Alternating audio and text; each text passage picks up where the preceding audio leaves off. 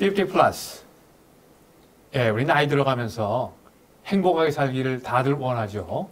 근데 행복하게 살기 위해서 꼭 갖춰야 될 필수적인 요소들이 몇 가지 있는데요. 이를테면 경제적인 자립, 건강 자립. 예, 그 다음에 이제 건강 자립도 좋고 경제적인 것도 좋지만 가장 중요한 것은 내 주위에 있는 사람들과 어떤 관계를 얼마나 잘 유지하느냐 하는 것이 굉장히 중요한 행복의 요건이 될 텐데요. 예, 오늘 이 시간에는 관계 중에서도 우리가 자녀의 입장에서 부모와 어떻게 관계를 유지해야 될 것이냐 하는 내용을 좀 함께 이야기를 나눠보려고 합니다. 예, 우리 세대가 다들 끼인 세대라고 이야기를 하잖아요. 예, 우리가 뭐 자녀들에게 어떻게 해주느냐 하는 것도 중요하지만 우리들의 이제 부모에게 어떤 관계를 어떻게 잘 정립해서 만들어가느냐 하는 것이 우리 행복에 굉장히 커다란 영향을 미치게 될 겁니다. 그래서 자녀의 입장에서 부모와 관계를 어떻게 정립해야 우리의 삶이 더 행복해질 수 있을 것인가 하는 내용을 함께 토론을 해보려고 합니다. 오늘 토론을 위해서 패널분들 나와주셨는데요. 자, 우선 소개를 좀 부탁드리겠습니다. 반갑습니다. 작년에 세 번째 20살을 맞이한 조충미입니다. 저는 지금 강서구 가양이동 소재에 있는 허준마을 작은 도서관에서 5년째 관장으로 봉사를 하고 있습니다. 2년 전에 아들 하나 있는 아들이 결혼을 했는데요. 그 어느 때보다도 여유롭고 아주 좋은 시간을 보내고 있습니다. 부럽습니다. 예, 이제 부러운 분들로부터 얼마나 멋진 이야기가 나올지 기대가 되고요. 자, 저기 있는 좀 소개를 좀 부탁드리겠습니다. 예, 반갑습니다. 최상용입니다. 저는 부산에 살다가 3년 전에 딸이 음악 공부하러 올라오는 턱에 같이 따라와서 지금 50 플러스에서 컨설턴트도 하고 지금 IT 스포터즈, 홈벤전서 이런 활동을 간간히 하면서 일주일에 한 2번 정도는 뮤지컬을 배우고 있습니다. 예. 이상입니다. 와, 부럽습니다. 예. 자, 우리 이제 잠깐 다른 분 소개를 듣기 전에 따님은 음악을 하시고 이제 아버님 뮤지컬을 배우시고 특별히 집안에 음악에 이렇게 관심이 있게 된 동기가 있습니까? 아버지가 이제 소시적에 이제 밭에 가서 풀 베고 하실 때 계속 음악을 틀으시고 들었었는데 저는 사실 음치거든요.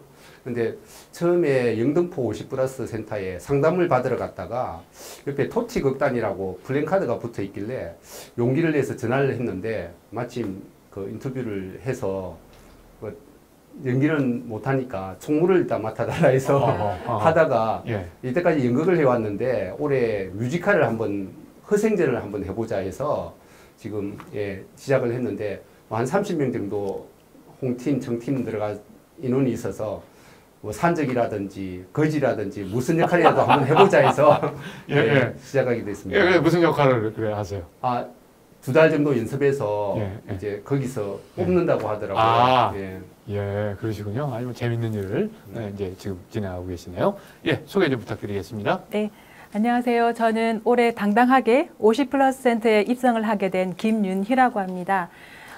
결혼 올해 30년 차로 접어들었고요.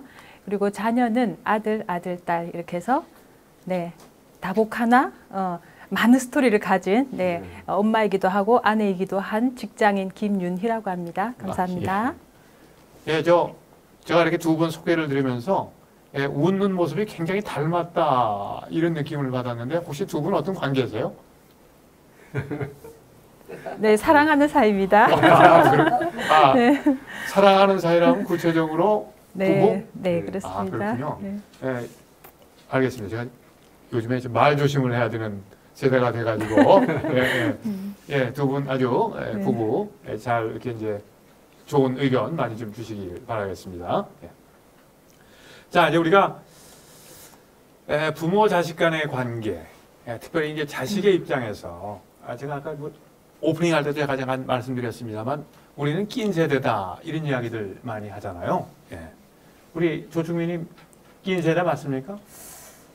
저는 양가 부모님이 좀 일찍 돌아가셨어요. 일찍 돌아가셔서 부모님을 이렇게 모시고 해야 되는 부담이랄까 의무 그런 것을 좀 벗어났지만 이제 독립한 자녀를 둔 부모로서 우리가 부모로서 어떻게 좀 독립하고 자녀에게 부담을 주지 않고 자립할 수 있을까 그런 쪽에 훨씬 더 관심을 많이 두고 있습니다. 이게 낀 세대가 아니시네요. 네, 그죠? 저는 낀 세대는 아닙니다. 야, 되게 행복하시겠어요? 부모님이 일찍 돌아가셔.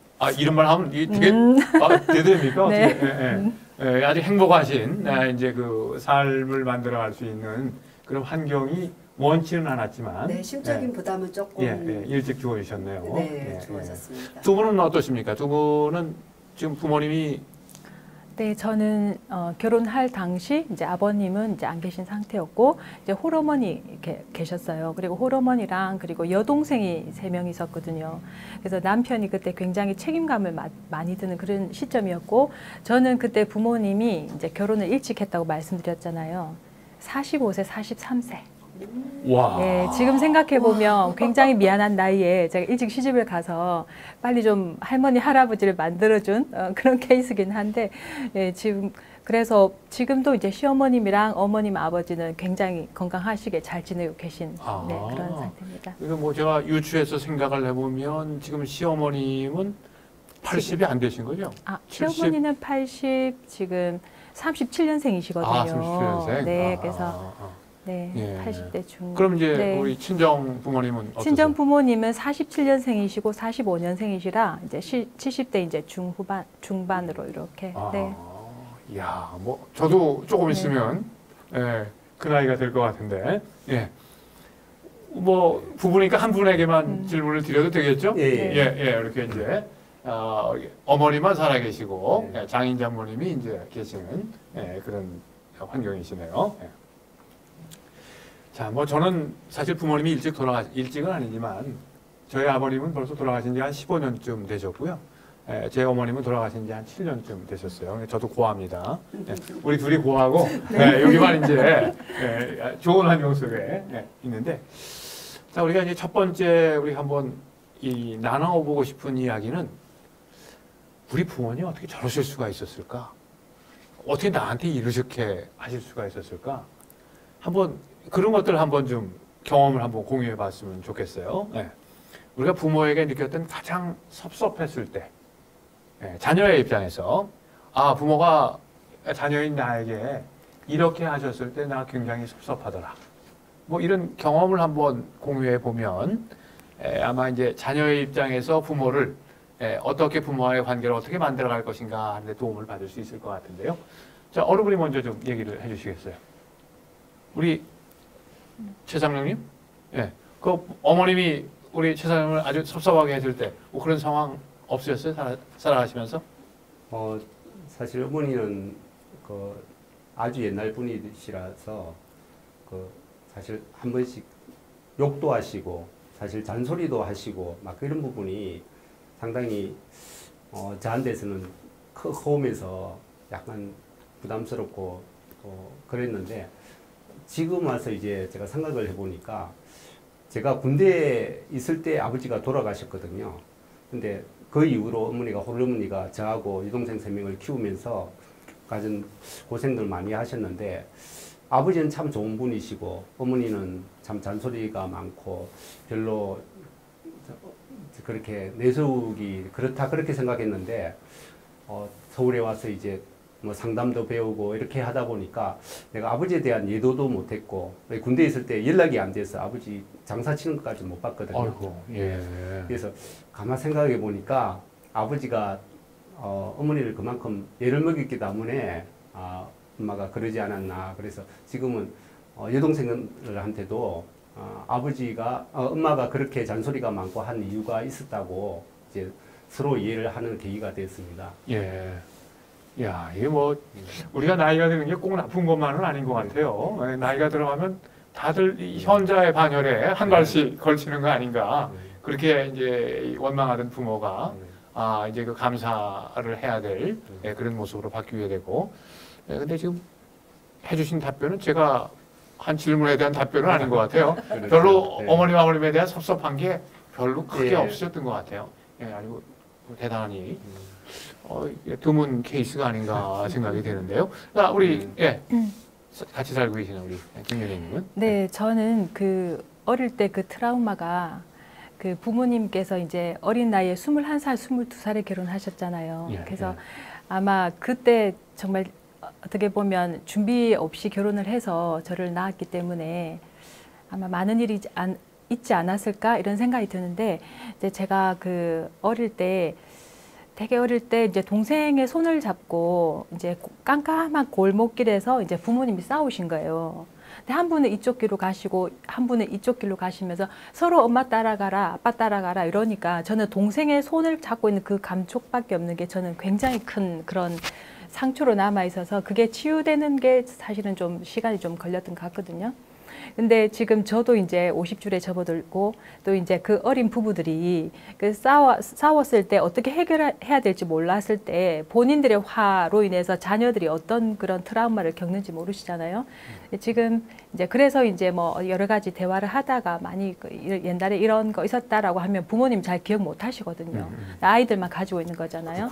네, 그런데 그런 상처들을 가지고 있으면서 제 삶에 있어서도 조금 가끔 그런 부분에 좀 두려움이나 이런 부분이 있었거든요. 근데 지금은 저도 나이가 들다 보니 이해하는 방향으로 자꾸 이제 그렇게 좀 되는 게 또 하나가 있어서 좀 그때 상처가 좀 내 삶에 그렇게 기억이 오래 남았다는 거. 그리고 조금 또 하나는 또 제가 아들을 낳고 또 임신을 한 상태였어요. 셋째를 가진 상태에서 어머님이 좀 화를 내셨어요. 근데 그때 아들 많이 낳는 사람은 아들을 또 낳는다고 이제 아들을 걱정하신 거예요. 저가 아니라. 근데 저는 임신한 상태이기 때문에 굉장히 그 말이 이렇게 섭섭하고 그런데 이제 남편이 얘기했듯이 어머니는 말씀도 되게 세게 하시고 욕도 하시고 그런 스타일인 거를 제가 결혼 초기에 이렇게 할 때는 잘 적응이 안 되고 그게 이제 상처로 이렇게 오는 거예요. 어떻게 저렇게 말씀하시지? 근데 그거는 원래 저를 만나기 전에 어머니의 스타일이셨거든요. 그때는 그게 굉장히 남아서 아직까지도 생각이 조금 나고 원망은 아니지만 정말 깜짝 놀랐던 임신한 며느리에게 그렇게 했던 게 좀 기억이 남습니다. 우리 김윤희님 아주 구체적인 예를 들어서 설명을 해주셨는데요. 네. 아마 이런 것 같아요. 자녀들이 네. 부모한테 섭섭할 때는 이 부모들이 서로 사랑하는 모습을 보이면서 자녀들을 이렇게 감싸 안아줘야 되는데 그걸 못할 때 이 부모가 자녀 입장에서 부모에게 굉장히 섭섭함을 느낀다.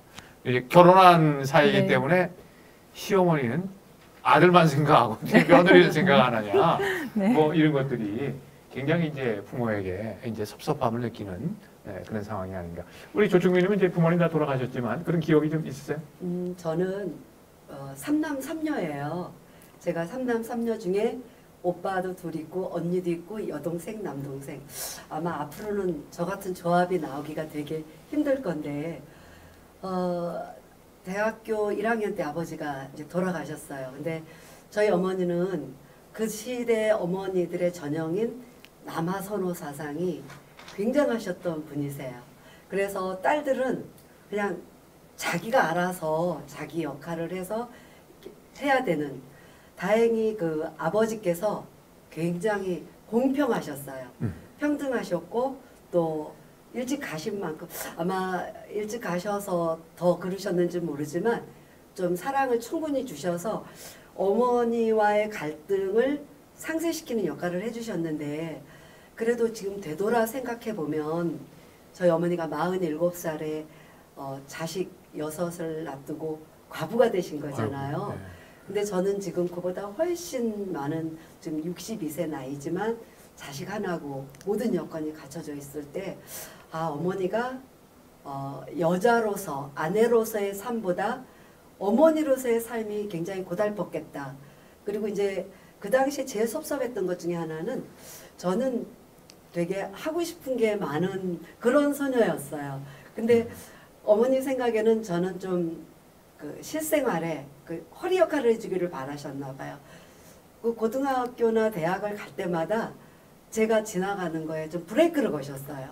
그때 당시에 똑똑한 딸들은 뭐 상고를 간다든지 또 고등학교를 졸업하고 나서 뭐 취업을 한다든지. 근데 저는 그때도 들었던 것이 그 반드시 배워야 된다. 그리고 제가 하고 생각하는 걸 위해서는 그거를 어머니와 그래서 되게 갈등이 많았어요. 그래서 어머니에 대해서 애틋한 따뜻한 사랑이라기보다는 존경심은 갖고 있는데 문득 이게 하려고 했던 것들 그런 것들을 참 지나갈 때마다 정말 투쟁 속에서 대학도 가고 했던 것 같아요. 그래서 그런 점을 보면 아쉬운 점이 많이 있지만 어머니 그 당시 입장에서는 어머니로서는 또 그런 선택을 할 수밖에 없지 않았을까라는 거. 근데 다행히도 제가 조금 더 고집도 있고 의지가 강해서 그거를 이게 뚫고 나온 거에 대해서 어떨 때는 참 잘했다. 그런 생각을 하고 있습니다. 이게 뭐 모든 자녀들이 다 부모에 대한 이제 이 가슴속에 한들이 조금씩 남아 있는 것 같아요. 보니까 야 부모가 나를 뭐 사랑해야지. 나는 사랑의 대상이 아니라 뭐 돈 버는 도구로 뭐 극단적으로 그런 생각까지 하셨다는. 실생활에 굉장히 도움이 되는 걸 그러니까 현실주의셨던 것 같아요. 굉장히 의외적으로 표현을 해주신 거죠. 네. 근데 저는 공부에는 때가 있다고 생각을 했고 지금 생각해 보면 문득 그래도 그 아버지가 아마 그 많이 저를 인정해 주시고 격려해 주셔서 그 힘이 되게 큰 자양분이 됐다고 생각해요. 예. 뭐 제 얘기도 좀 하고 가겠습니다. 저도 이제 부모님한테 저희 아버님 돌아가셨을 때 굉장히 섭섭했던 게 있어요. 뭐가 섭섭했냐면 제 친구들 보면 아버님 돌아가시면 뭐 집도 좀 물려주고 돈도 좀 물려주고 그랬는데 저희 아버님 돌아가신 다음에 통장 조회를 해보니까 딱 70만 원 남아 있더라고요. 집도 없고 절도 없고. 그래서 야 이거 조금 좀 물려받았으면 좀 도움이 됐을 텐데 뭐 이런 좀 섭섭했던 마음도 일부 있었다. 뭐 저도 이제 그런 경험이 있습니다. 뭐 섭섭했던 얘기 생각해 보니까 또 우리들 다 부모님에 대한 또 좋은 기억도 있잖아요. 나는 우리 부모님에 대해서 우리 부모님이 이랬을 때 이런 모습을 나한테 보여줬을 때 가장 자랑스러웠다. 우리 자랑스러운 부모의 모습 한번 좀 공유해 볼까요? 우리 조충민. 저희 친정 부모님은 서로 양존을 하시더라고요. 그래서 저도 지금 차후에 벌써 결혼 생활이 30년 양존이라고 하면 서로 존댓말을 그러니까 서로 이렇게 반말을 하지 않으시고 서로 존댓말을 하셨어요. 그래서 저도 동갑이랑 결혼을 했는데 저도 결혼하면서 자연스럽게 그런 것을 했어요. 그리고 아까 말씀드렸던 것처럼 저희 어머니는 좀 남아선호 사상이 강해서 항상 아들 위주였지만 저희 아버지께서는 좀 낭만파? 어떻게 보면 철없는 남편일 수도 있었겠지만 어머니가 지극히 현실주의자라고 하면은 저희 아버지는 노래도 좋아하시고 여행도 좋아하시고 이렇게 남에게 소위 퍼준다고 그러죠. 지금으로 말하면 굉장히 기부를 나눔을 많이 하셨어요. 근데 그 두 분 사이에 적절한 조화는 있었던 것 같습니다. 그래서 그런 모습, 좀 남에게 베푸는 모습, 그래서 그런지 저도 이렇게 살면서 큰 거는 아니지만 내가 살면서 좀 나눌 수 있고 공유할 수 있는 거는 좀 그러고 살아야 되겠다. 그리고 가까운 사람일수록 말이나 이런 예의를 갖추며 사는 게 중요하다 해서 저희 부모님한테는 그런 모습 그리고 정신이 가장 큰 자산 아닌가 싶습니다. 그러니까 뭐 또 항상 부모님에 대한 한도 있지만 이렇게 자랑스러운 모습들도 자, 우리 최상윤 씨는 어떠세요?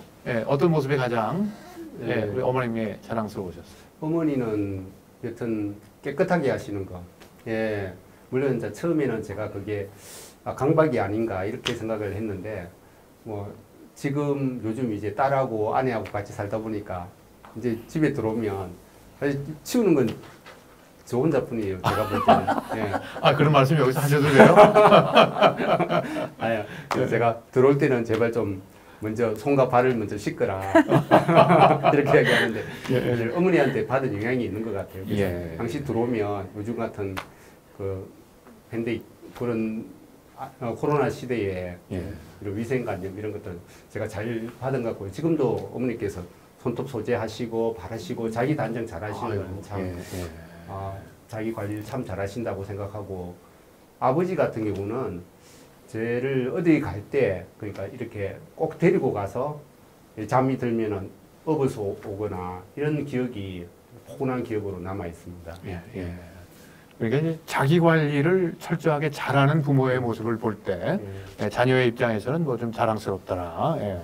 뭐 물론 이제 사랑을 표현하는 그런 모습도 뭐 자랑스럽지만 이제 특별히 그런 말씀. 우리 김윤희님은 어떠십니까? 저는 아버지께서 어릴 때 보통 이제 어머니께서 이렇게 씻어주시고 막 이렇게 해주시잖아요. 근데 아버지께서 굉장히 부지런하셨거든요. 이렇게 우리 빨간 이렇게 고무통에다가 물을 받아서 동생이랑 이렇게 넣어서 이렇게 씻어주시던 거. 그리고 산에 갈 때 항상 이렇게 데리고 다니신 거. 이런 게 좀 기억에 남더라고요.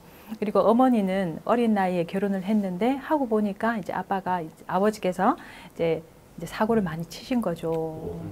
예, 사업도 많이 이렇게 말아먹었다고. 예, 그렇게 하시고 또 이제 그 도피로 또 이렇게 사우디아라비아에 또 산업역군으로 또 가셨어요.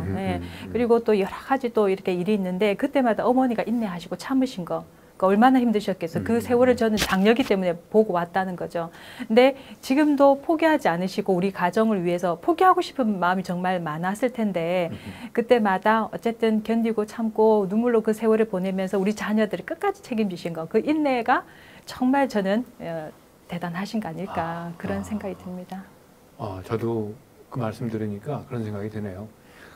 저희 부모님이 얼마나 그 자식 때문에 이것만 없으면 더 훨씬 재밌게 살 수 있을 텐데 그런 생각을 많이 하셨겠어요. 예, 근데 그 책임감 있는 모습, 그게 이제 굉장히 이제 자랑스러운 부모의 모습이었다. 예, 지금 이제 우리는 우리의 이제 부모님들을 생각을 해보면서 우리가 언제 자녀의 입장에서 섭섭했을까, 또 언제 자녀의 입장에서 부모를 자랑스럽게 생각했을까 하는 것들을 간단하게 정리를 해봤습니다. 이런 생각들이 우리가 이제 이 자녀의 입장에서 부모에게 이제 어떻게 해야 되겠다, 또 어떤 관계를 만들어 가야 되겠다 하는데 도움이 될 것 같네요. 자, 그럼 이제 다음 주제 좀 다뤄보도록 하겠습니다. 자, 이제 우리는 이제 과거에 있었던 그런 얘기들을 했는데요. 희망사항을 좀 얘기해 보면 어떨까 싶어요. 자, 우리 최상로님, 지금 어머님 살아계시잖아요. 생존해 계시는데. 과거 얘기 말고 앞으로의 우리 어머님은 이런 모습이셨으면 좋겠다. 자녀의 입장에서 좀 바라는 게 있으세요? 조금 이렇게 자녀들한테 조금 너그러웠으면 좋겠다 이런 생각을 가지는데 지금은 손자 손녀들이 그러니까 어머니한테서 제 아들 딸들이 참 잘 챙기세요.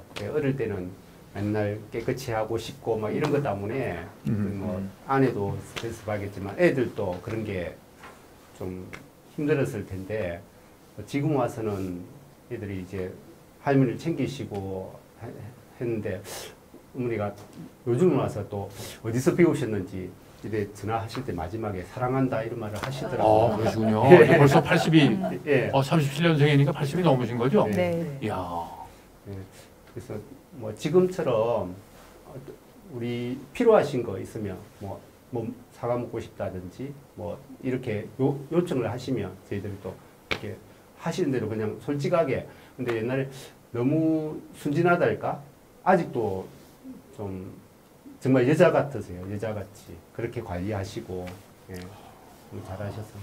근데 조금 더 마음을 편안하게 가지시고 우리 자녀들에게 그렇게 대해줬으면 더 좋을 것 같다.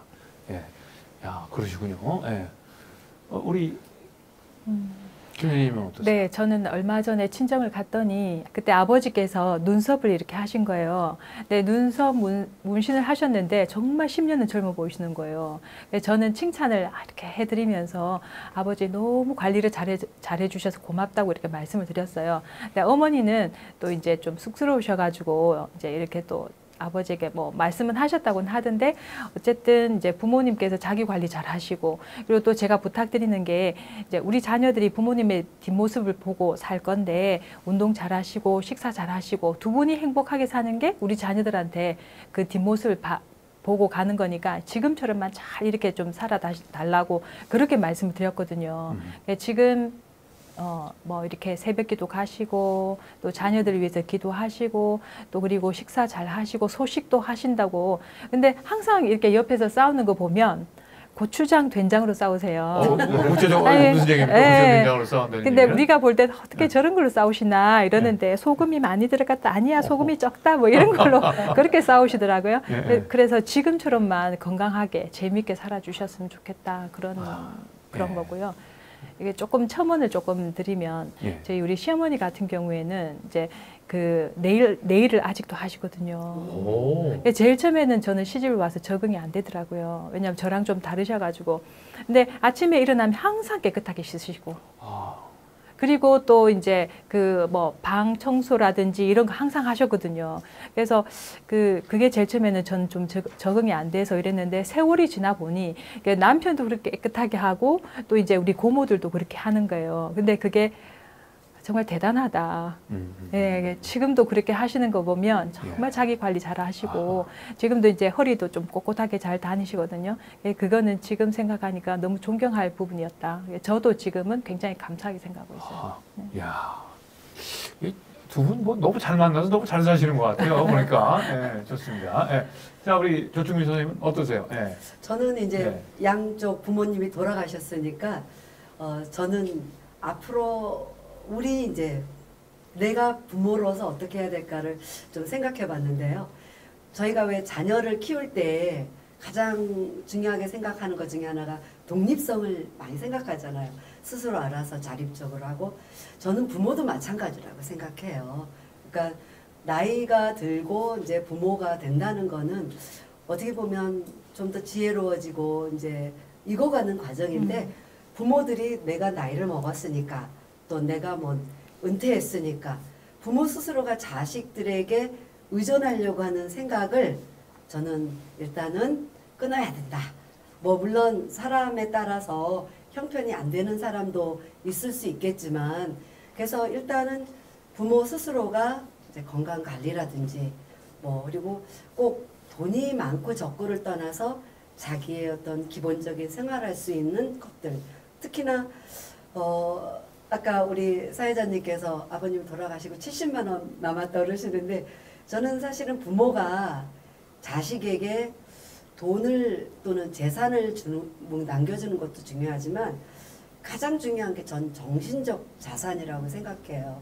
그래서 물론 뭐 완벽할 수 없고 부모도 다 사람이니까 뭐 빈 구석이 있겠지만 모자라면 모자라는 대로 좀 잘 사는 모습 또 실제로 독립적이고 즐겁게 자기 인생을 잘 살면 그게 자식한테 가장 어떻게 보면 부담도 적게 주고 또 자식들도 더 잘할 수 있는 그런 계기가 되지 않을까 해서 저는 그런 부모가 되고 싶습니다. 이거 보시는 여러분들 어떠세요? 이게 너무 교과서에서 나온 답만 하시는 것 같지 않습니까? 근데 이게 교과서라고 하기는 첫째 건강 관리 또 자기 그런 관리 뭐 이런 특히 뭐 생활 태도 그리고 정신적으로 자식한테 왜 의존하려고 하는 그런 마음 자체가 자식에게 큰 부담을 줄 수 있다고 생각을 해요. 그러니까 저는 교과서 같지만 우리가 좀 노력해야 될 부분이다. 그래서 저는 그렇게 하고 싶습니다. 사실 저는 세 분께 이런 질문을 드리면서 어떤 답을 기대를 했냐면 우리 부모님은 나한테 재산도 좀 많이 물려줬으면 좋겠다. 그것도 미리미리. 네. 그리고 뭐 손자 손녀도 우리 필요하면 그때그때 좀 힘드시지만 와서 봐주었으면 좋겠다. 뭐 이게 우리 자녀들 원하는 거 아니에요? 근데 왜 이런 답은 안 나오고 그 교과서 같은 답만 나오죠? 많이 줄 수 있으면 좋죠. 왜 옛 속담에 부모는 99개를 주고도 1개를 더 주고 싶은 게 부모고 자식은 99개를 받고도 1개를 더 받고 싶은 게 자식이라 그러잖아요. 근데 좀 지혜로운 부모는 뭐 이를테면 재산도 만약에 정말 도움이 필요할 때 줄 수 있다면 왜냐하면 죽은 다음에 주는 거야. 뭐 그렇게 전 그거보다는 진짜 자식이 만약에 도움을 필요로 할 때 또 크던 적던지 간에 필요할 때 줄 수 있는 여건이 된다면 줄 수 있는 것도 지혜한 방법이다. 어차피 갈 때 다 갖고 가는 것도 아니니까. 우리 아까 교과서에 나온 답만 말씀하셨는데 혹시 교과서 외에 나오는 답 부모님에게 바라는 거 없어요? 제가 몇 가지 예를 들어 말씀드렸는데. 제가 만약에 저희 자녀가 없었다면 예. 제가 그렇게 할 수가 있어요. 근데 저는 우리가 이제 낀 세대라고 했듯이 저도 지금 부모의 입장이고 이제 성인 자녀들이 있다는 얘기죠. 저는 주기 싫거든요.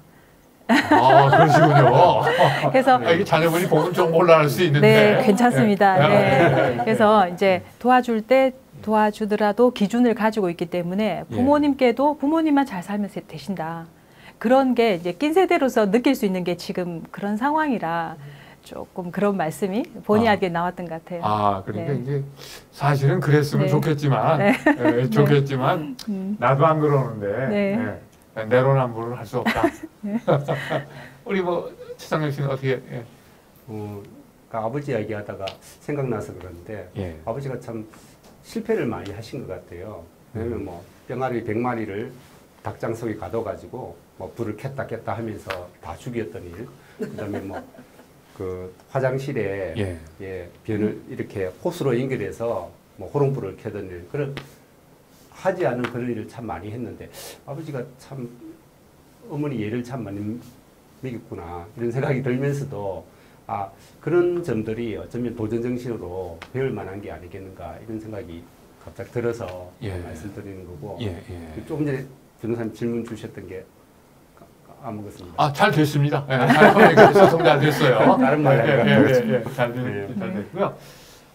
지금 가끔 이런 그 부모의 입장에서 이걸 조금 이제 다른 각도에서 바라보는 겁니다만 부모가 이제 자녀한테 재산을 못 물려주는 미리 못 주는 것 중에 하나가 이게 내가 재산 다 주면은 얘가 나를 찾아오지도 않고 그럴 테니까 가지고 있는 게 힘이다. 혹시 뭐 그런 얘기를 들어보지 않으셨어요? 들어봤죠.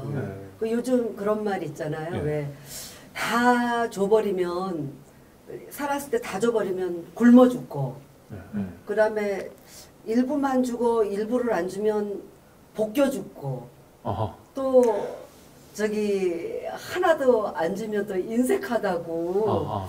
근데 이제 아까 우리 선생님 말씀하신 것처럼 기준은 분명히 있어야 될 것 같아요. 왜냐하면 저도 그 옛날에 결혼할 때도 물론 부모님도 양쪽에 한 분들도 안 계시기도 했지만 정말 거의 자립으로 했거든요.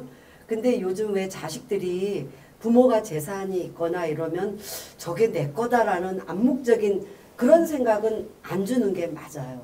왜냐하면 그 아까도 부모가 자립을 할 수 있고 독립적인 생각을 갖고 있다는 건 자식도 그런 생각을 갖고 있을 때 저는 공존할 수 있다고 보거든요. 그래서 뭐 부모의 재산이 내 재산이야 또는 물론 줄 수 있으면 참 좋은 거지만 그런 것에 대한 기준은 분명히 해야 된다. 왜? 자기 스스로가 그런 걸 할 수 있는 사람에게 이쁜 마음으로 주는 거지. 그냥 뭐든지 이렇게 부모에게 바라고 저게 언제 오나 또는 또 안 주면 섭섭해하고 저는 그거 자체가 부모가 이미 교육의 반은 실패한 거다. 자랄 때. 그래서 자녀들에게 어떻게 사랑을 주는 것도 물질적인 뭐 또 물질 속엔 또 사랑과 마음이 들어가야지 된다 그러잖아요. 그래서 좀 그런 지혜를 잘 이 균형을 잡는 게 어렵기는 하지만 정말 필요하다. 이제 지금 세 분은 아주 좀 독특한 분들만 여기 모이신 것 같아요. 제가 뭐 요즘 다는 안 그렇겠습니다만 요즘 뭐 신문이나 언론이나 주위에서 이렇게 보면 사실 자녀가 부모 재산 물려받는 거 당연하고 가능한 한 더 많이 물려받아야 하고 이런 생각들이 일반적인 걸로 나오는데 세 분 말씀을 들어보니까 그게 예외적인 상황인 것 같다 하는 그런 생각이 들 만큼 아주 모범 답안을 말씀을 해주셨어요. 저 같은 경우에는 그 부모님이 가진 게 그렇게 많지 않다 보니 기대할 부분이 없기 때문에 그냥 부모님 그냥 작은 집 하나 지방에 이렇게 해서 2번 사세요. 그래서 우리 이제 동생이 2명이 있는데 이거 엄마 아빠한테 이렇게 바랄 게 없어서 우린 참 좋다. 맞아요. 사실 안 바라면 바라는 마음을 갖고 있으니까 실망도 하고 사이도 안 좋아지고 그냥 그래서 크게 이제 기대하지 않는 그런 마음. 어떻게 보면 좀 소박한 부모님의 삶이 그냥 근데 만약에 있었다고 해서 또 부모님이 이렇게 잘 주신다고 하면 그것도 감사한 거지만 제가 그런 처지가 현재로는 또 조금 아니다 보니 그냥 건강한 몸 주신 걸로 감사하자 이렇게 형제간에 그렇게 결론 내는 걸로. 이거 좋습니다. 꼭 뭐 많이 가지고 있는 게 행복한 건 아니다. 뭐 이제 이렇게 생각할 수도 있겠는데, 근데 사실 제가 요 내용을 준비할 때는 이런 모범 답안을 듣지 않고 좀 뭐 재산 얘기도 좀 하고 이러려고 했는데 워낙 그런 말씀을 해주셔서 그냥 제가 정리를 하고 다음 주제를 한번 정리를 다뤄보도록 하겠습니다. 사실 특별히 그 재산이나 이런 것들이 이제 얽히게 되면 부모하고 자식 생각이 굉장히 많이 다른 것 같아요. 맞습니다. 그래서 이제 부모하고 자식은 그 굉장히 가까운 사이지만 어떻게 보면 영원한 이방인이라 하다. 그리고 대개 이제 부모의 공경은 의무고 자식에 대한 것은 사랑이고 의무는 힘들잖아요 하는 게. 이게 뭐 자식 사랑은 이제 자연의 섭니다. 또 부모에 대한 생각은 자식의 입장에서 보면 이제 쌍방통행이 아닌 일방통행이다. 뭐 대개들 이제 이렇게 이야기를 하죠. 그래서 이제 우리가 뭐 세 분의 이야기는 잘 쌍방통행을 잘 해서 좋은 관계가 만들어지는 게 아니냐 이렇게 생각이 듭니다. 그래서 두 분은 뭐 자녀의 입장에서 부모님과 관계 때문에 인생이 덜 행복해진다거나 그런 일은 없을 것 같아요. 그래서 이제 우리 얘기를 그만하고 남들을 생각하면서 좀 얘기를 해보면 어떨까 싶습니다. 자, 우선 상속 관련된 얘기를 좀 이제 자녀의 입장에서 좀 해보면 어떨까 싶어요. 자, 자녀의 입장에서 부모에게 바라는 상속의 모습은 어떤 모습으로 해주는 게 좋을까요?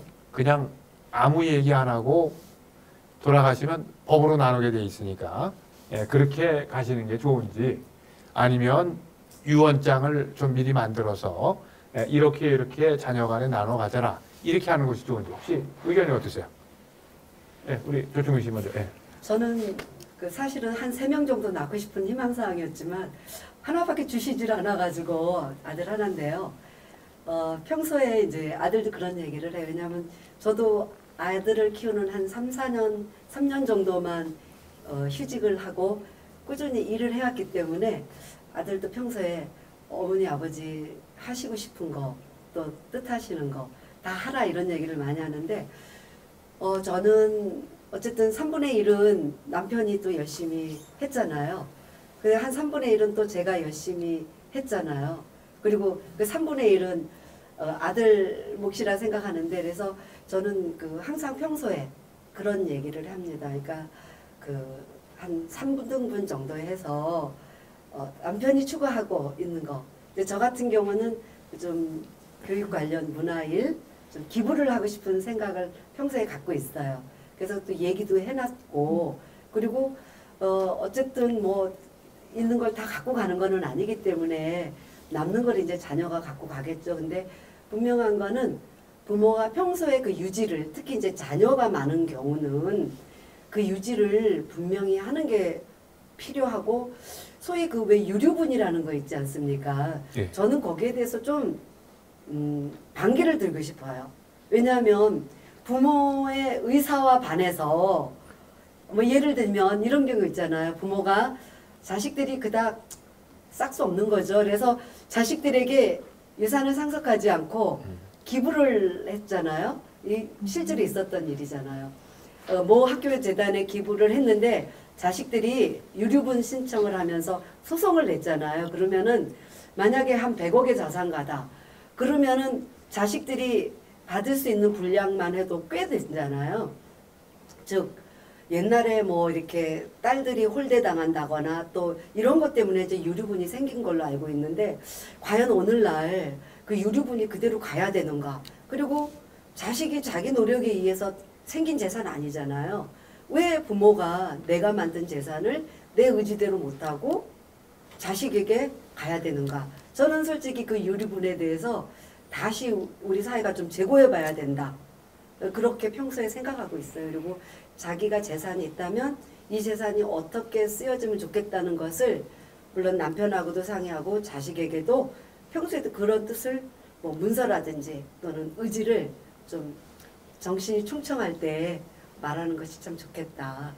이렇게 생각합니다. 네, 이렇게 이제 자녀의 입장에서는 부모님이 미리미리 알아서 그런 네. 정리 좀 해줬으면 좋겠다. 이제 그런 말씀이신 그렇죠. 거고. 네, 두 분은 어떻게 생각하세요? 네, 저는 선생님 말씀해주신 그 사건을 저도 사건이 그런 일을 얘기를 듣고 그분이 굉장히 훌륭하신 분이다.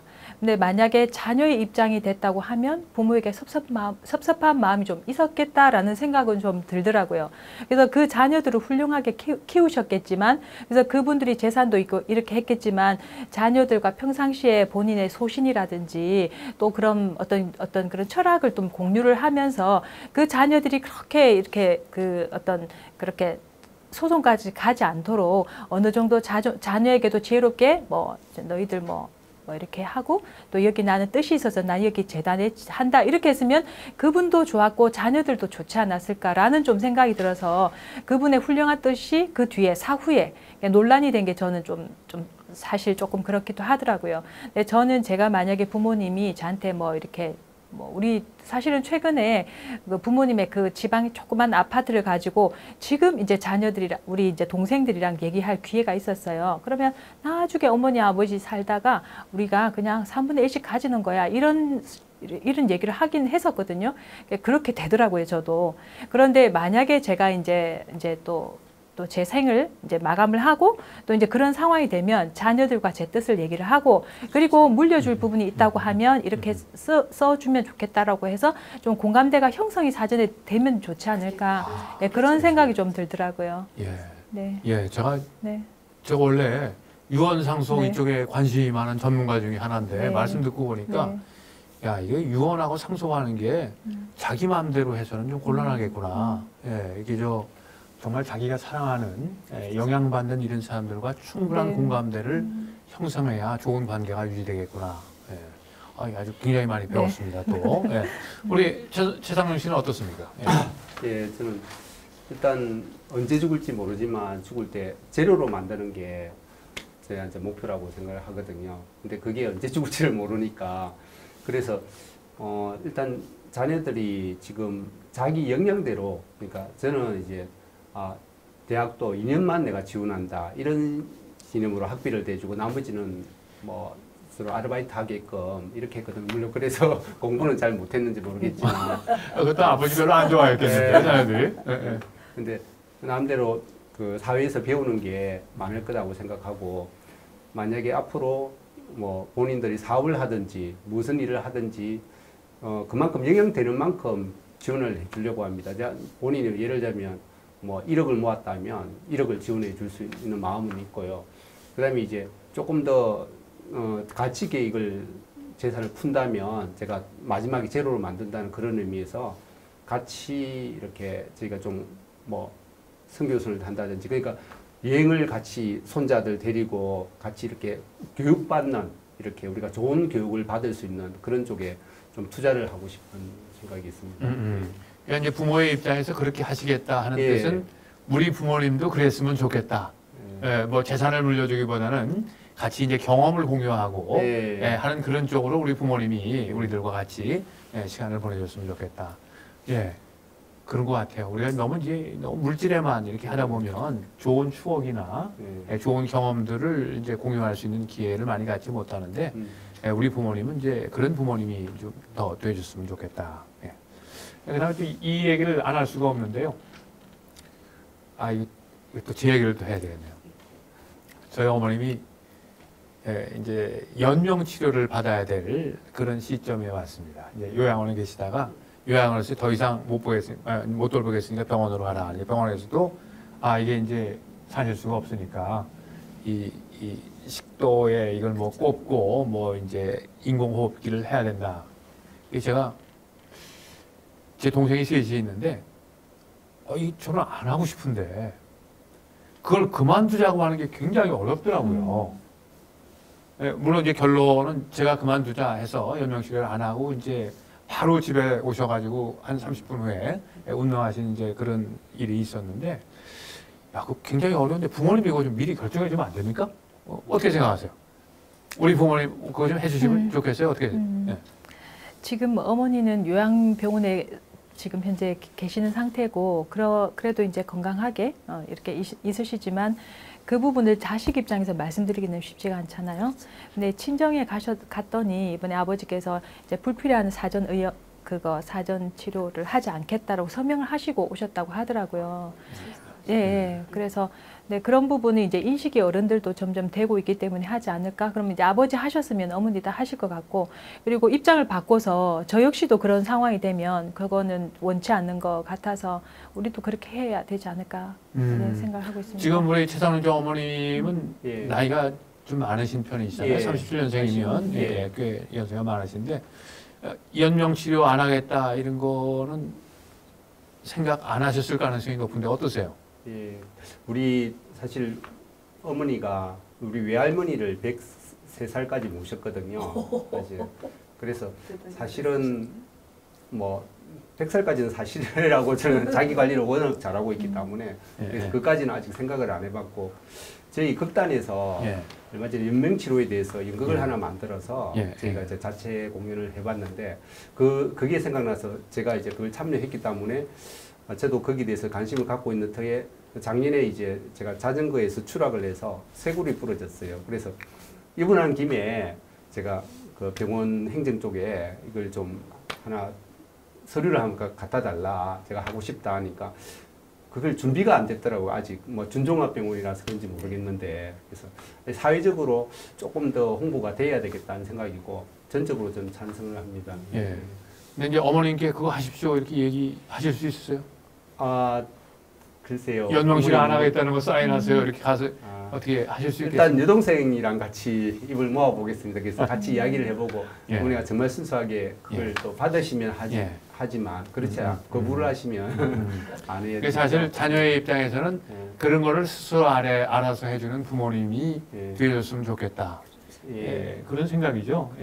그렇습니다. 저도 사실 그런 생각이 저희 어머님이 미리 해주셨더라고 하면 내가 그렇게 힘든 결정을 해야 될 그런 상황에서 벗어날 수 있었을 텐데 그런 생각이 드네요.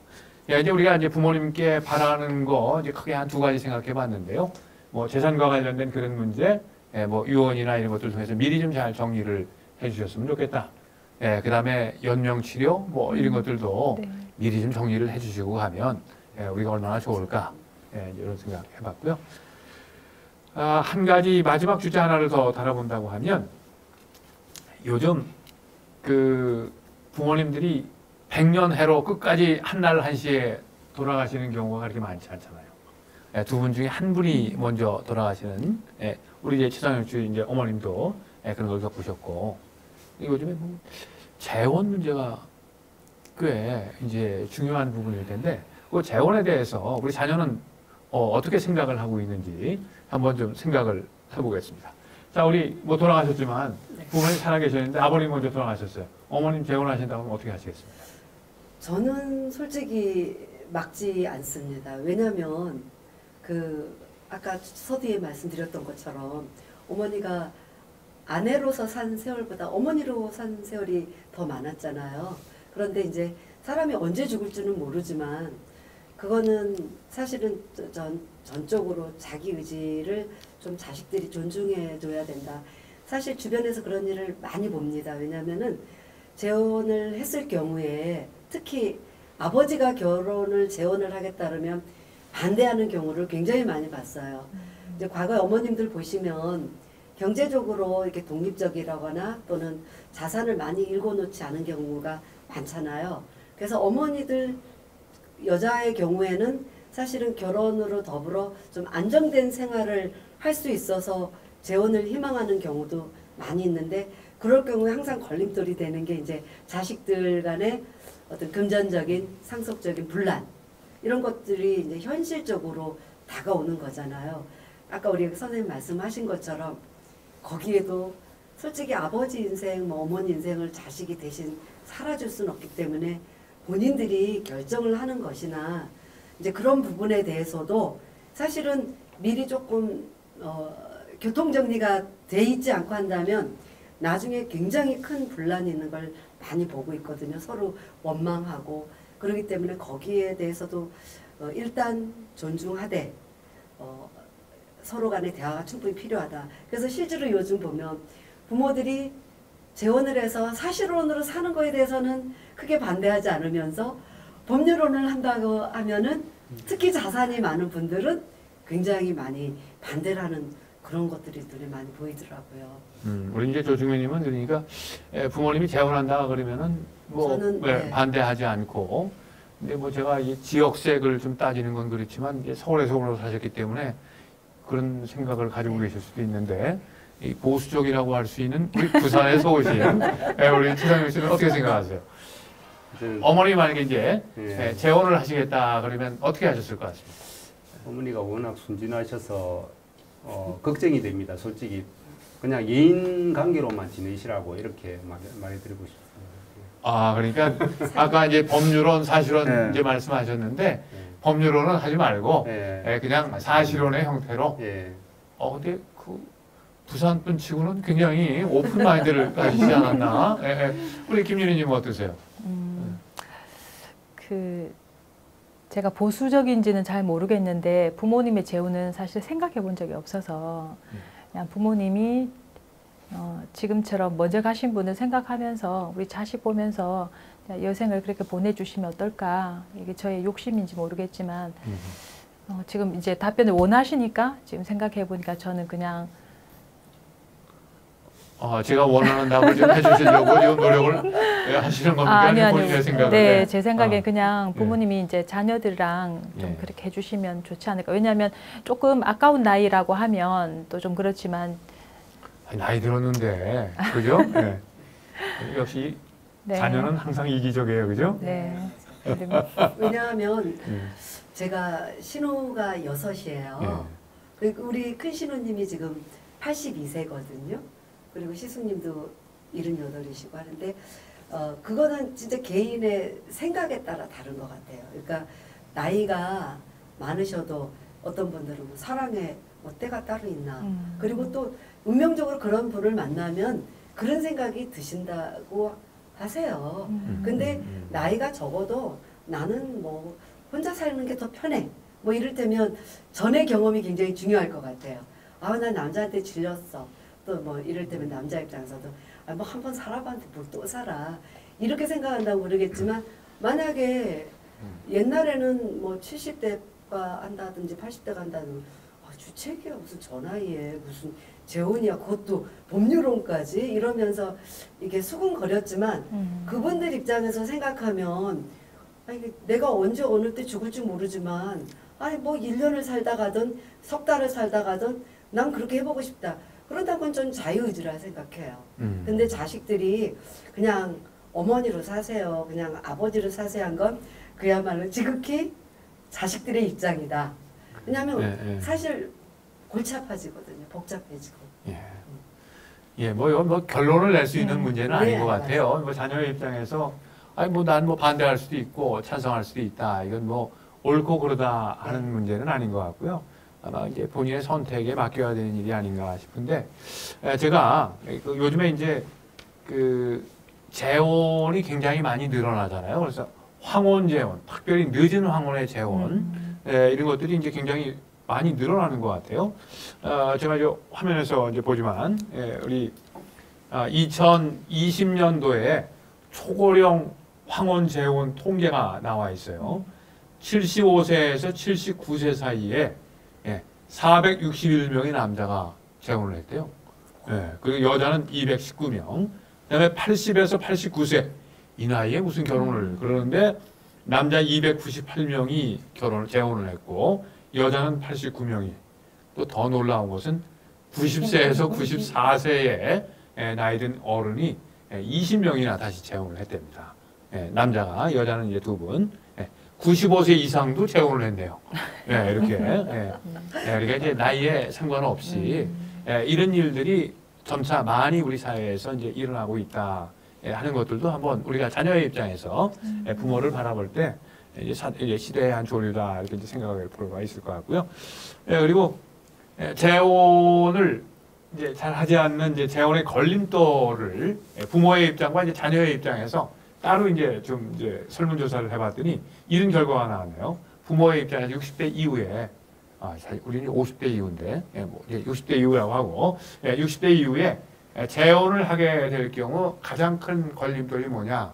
나이 든 분에게 물어본 거예요. 자녀에게 물어본 게 아니라. 그랬더니 제일 먼저는 자녀의 의견 때문에 내가 재혼을 하고 싶어도 못한다. 이건 굉장히 중요한 시사점이 있는 것 같아요. 이 부모가 하고 싶은데도 자녀의 의견 때문에 못하는 것이 거의 절반 가까이 된다 그러면 우리 자녀의 입장에서는 좀 생각해 볼 부분이 있지 않나 이런 생각이 들고요. 뭐 건강이 나빠서 안 하려고 한다. 뭐 재산 상속 관련된 그런 문제가 복잡해질까봐 본인이 이제 재혼을 안 하려고 한다. 이런 게 있고요. 본인의 입장에서 부모의 재혼에 반대하는 자녀가 가장 중요하게 생각하는 게 뭐냐? 보니까 32%가 재산 문제랍니다. 역시 이제 부모는 자식은 이기적이에요, 그죠? 이렇게. 그 다음에 또 그거하고 비슷하게 이제 31%가 부모 재혼에 반대하는 건 새로운 분이 들어와 가지고 이분한테 어머니 아버지 하는 소리 하는 게 쉽지 않다. 또 거기서 자녀가 또 생기면 이게 또 족보가 꼬인다. 뭐 이런 것들 때문에 재혼을 반대한다 하는 것도 있고요. 그 다음에 뭐 한 18%? 이 정도가 이제 주위의 시선이 우리 부모님은 어떻게 저렇게 재혼을 하실 수가 있어.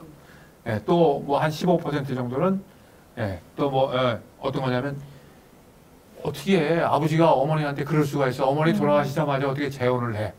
뭐 이런 자녀의 입장에서 이런 것들이 이제 그 자녀의 입장에서 부모의 재혼을 반대하는 이런 것들이다. 이렇게 이제 정리를 해봤고요.